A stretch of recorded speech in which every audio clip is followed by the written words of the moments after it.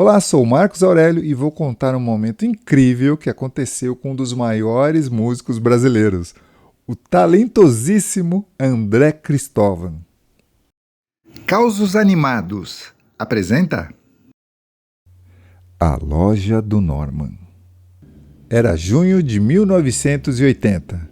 André Cristóvão mudou-se para a Califórnia, Estados Unidos, para estudar no GIT, na cidade de Los Angeles. Já era a segunda semana na cidade quando ele pediu para seu colega de quarto que o levasse para conhecer uma famosa loja de instrumentos musicais, a Norman's Rare Guitars. Nessa época, a pequena loja ficava em Reseda, Tampa Avenue, e bem distante de onde o André estava morando. Logo que entrou na loja, ele enlouqueceu com o que viu. Se apaixonou tanto que passou a visitar o lugar sempre que podia, e principalmente quando encontrava um amigo com um carro para agilizar o passeio. Depois de visitar a loja tantas vezes durante a semana, logo após as aulas, e de ficar lá por horas, muitas vezes até o momento de fechamento da loja, ele acabou ganhando uma intimidade muito grande com o próprio Norman e seu gerente e braço direito, o Dan Durham. E eles acabaram por convidá-lo a participar de uma série de eventos para o fim daquele ano e início de 1981, o primeiro showroom de guitarras vintages, onde o Norman apresentava todas as suas guitarras. Curiosidade: naquela época, uma Gibson Les Paul Sunburst, igual a do Jimmy Page, igual a do Eric Clapton, estava numa faixa de $7.500, dependendo das características físicas e técnicas e de quem ela havia pertencido. Ou seja, naquela época, ela tinha o valor de um carro zero e hoje tem o valor de uma casa. O Norman não dava emprego para qualquer um. Mas após aqueles eventos, a confiança no André cresceu tanto que ele acabou contratado pelo puro carisma e pelo cuidado cirúrgico que ele tinha com as relíquias da loja. O Norman sabia da rotina pesada do André. Estudar na GIT de manhã e correr para a loja à tarde. E houve um momento nessa época em que o Norman precisou se afastar por 8 semanas para um tratamento dentário complexo. Durante esse período, o combinado era certeiro. O André saía mais cedo, às quartas-feiras da escola de música, e assumia a loja, ficando como guardião daquelas joias até a hora de fechar. Na verdade, ele dividia a tarefa com 2 músicos que se revezavam semanalmente na loja. Um deles era o Ted Green, guitarrista e professor, e o guitarrista Ricky Vito. Vamos dizer agora que em um dia que seria muito especial, o Norman pediu para o André passar na loja, pois ele estaria sozinho e a ajuda do André seria importante no período da tarde.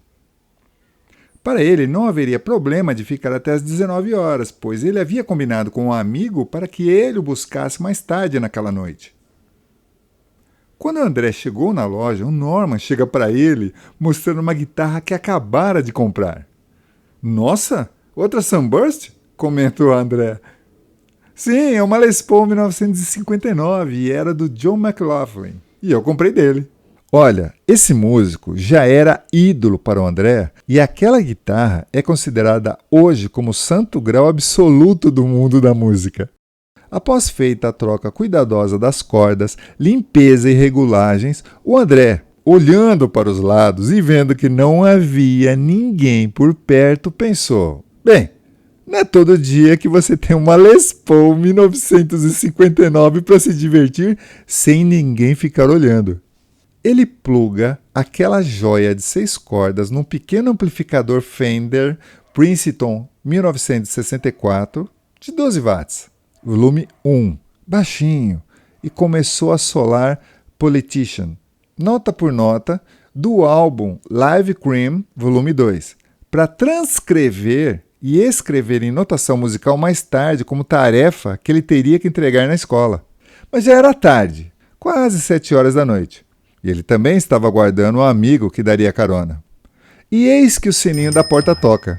Sem parar de tocar a hipnótica guitarra, e imaginando ser o amigo que chegara, ele volta a sua atenção para a porta e eis que ele vê entrando na loja Vossa Excelência Edward Van Halen.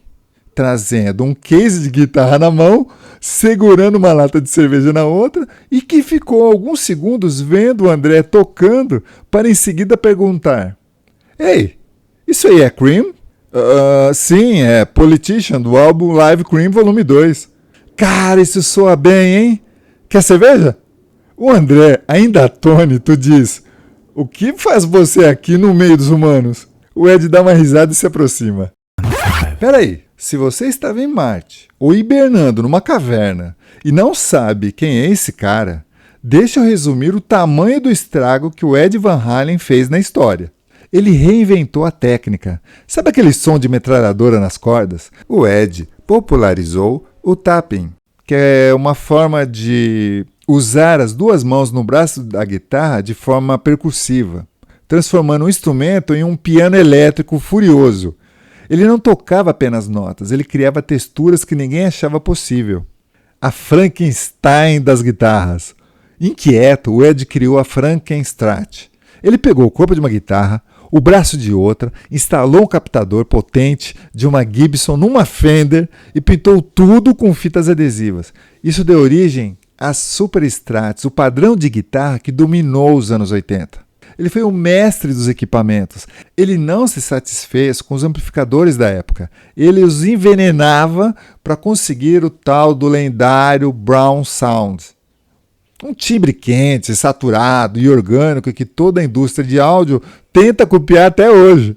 A revolução do Floyd Rose. Foi o Ed quem ajudou a aperfeiçoar a ponte flutuante. Antes dele, se você abusasse da alavanca, a guitarra desafinava na hora. Com ele, o instrumento virou um motor de avião que nunca saía do tom. Isso só para falar algumas coisas. Em resumo, o Ed não só estava revolucionando o mundo da música e a indústria de instrumentos musicais, ele reconstruiu o brinquedo para que o rock pudesse voar mais alto. E aí, com o case na mão, ele diz: Sabe, eu trouxe essa guitarra para devolver porque já tinha comprado 19 guitarras na minha última visita aqui. E essa aqui é uma delas e eu nem lembro por que comprei e vim devolver. E ele olha para o André e completa: Ei, posso tocar? Ainda sob o efeito da presença daquele visitante inesperado, ele passa a guitarra para o Ed, que já manda de primeira: Cara, eu adoro o Cream. Adoro. Cream é a minha banda favorita. Eu tirei tudo do Cream. Ele aumenta o volume da guitarra e manda o solo de Crossroads, nota por nota. Em seguida, ele começou a tocar o solo do I'm So Glad. E lá pelas tantas, comenta: Sabe, eu comprei uma Les Paul aqui e tá mais legal que essa que eu tô tocando. O André olha para ele e diz, apontando: Essa era do John McLaughlin. O Ed se assusta e gentilmente devolve a guitarra para o André. Aí ele escolhe uma 335 vermelha, 1958. Essa estava à venda na época por $5.000 e hoje deve passar dos 60 mil. Com a guitarra na mão, o Princeton no pau, ele tocou o solo de I'm So Glad nota por nota, deixando o André impressionado, além do fato do gênio das guitarras estar na sua frente usando uma 335 e tocando Cream, sua paixão também. Empolgado com a música do Eric Clapton, Ed comenta saudoso do dia em que ele e o irmão foram ver o show do Derek and the Dominos, a banda que o Eric Clapton montou depois do Cream. O que mais impressionou o André foi o fato de que ele e o gênio da guitarra ali na sua frente estavam conversando como fãs sobre um ídolo em comum, e que era Eric Clapton. Pouco depois, o Norman se aproxima, conversa com eles e ainda brinca com o Ed perguntando se ele gostou da Les Paul. No que ele responde: a minha é melhor. O Norman sorri e diz: a sua é melhor, bem melhor. Todos caem na risada. Bem, pelo jeito, vocês enlouqueceram aqui dentro, né? Foi legal. O Ed olha pro Norman e diz: Só vim deixar a guitarra e você deixa o crédito para mim. E em outra hora eu pego outra coisa. E o André, preocupado com o horário, informa ao Norman que o amigo se atrasou e assim teria que ir embora. Tranquilo, pode deixar que resolvo aqui, o Norman responde. Bem, após isso, o André saiu da loja, fechou a porta e começou a caminhada até o ponto de ônibus. E a primeira coisa que passou na cabeça dele foi o fato de que se algum dia ele contasse para alguém que estava na loja do Norman, sentado tocando Cream, e que o Ed Van Halen tinha entrado, puxa, ninguém iria acreditar. Ah, e olha só como a vida é doida. A caminhada do Norman até o ponto de ônibus eram mais ou menos 1,5 km. Mas, passados uns 5 minutos de caminhada, ele ouve uma buzina de Fusca ao seu lado. Quando ele olha, era um Porsche marrom parado ao seu lado, com o Ed Van Halen ao volante e que, após abaixar o vidro, pergunta: "E aí, tá indo pra onde?" O André responde: "Pra Hollywood." "Ah, eu te levo, tô indo pra lá também." Mano do céu! E seguiram o caminho ao som do álbum Masks, da banda Brand X, que vinha alto do toca-fitas. O André estava em choque com toda aquela experiência, mesmo não sendo o seu tipo preferido de música. Mas ele entendia a importância musical do motorista que o deixou bem próximo de sua residência. Bem, quis deixar aqui registrada essa história incrível e deixa também nos comentários se você já teve a chance de conhecer um artista que admira e nos vemos no próximo vídeo. Obrigado e sucesso para você! O Ed, que tive a sorte de conhecer, me tratou como se eu fosse alguém como ele, que passava horas voltando o braço do toca-discos até achar com exatidão o que nossas referências musicais estavam tocando. A conexão foi maior porque o Cream era tão importante para ele como para mim. A distância imensurável do talento dele para o meu não diminuiu o seu interesse por alguém que admirasse com paixão a mesma coisa que ele. É um episódio que vivi e se tornou um ponto de referência de conduta que trago comigo desde então. Ele não fez nenhum esforço para ser gentil e interessado. Ele foi o que as pessoas sonham sobre seus ídolos, atencioso e extremamente positivo ao comentar o que eu estava tocando. A carona e o seu número de telefone foram as cerejas do bolo. Toda vez que ouço sua música por acaso, eu me impressiono com a qualidade do ser humano que criou algo tão transcendental. André Cristóvão.